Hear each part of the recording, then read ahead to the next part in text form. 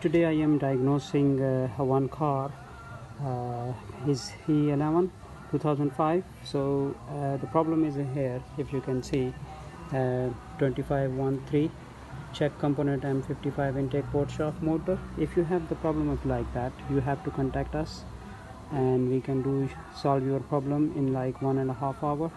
So you will bring the car to us, we're gonna switch it off the intake manifold flapper motor, and then you can take the car back. My name is Terry. We are in Hounslow. You can see my other videos. My phone number is 07402536382, and we're doing all type of ECU, and my postcode is Tango Whiskey 33 Tango Tango. You can see my all other videos, and you can get my phone number, full address, and everything is on there. So you have any problem like that, you can contact me anytime on WhatsApp or Facebook or phone, and then we're gonna come back to you. Okay sir, thank you, take care, bye.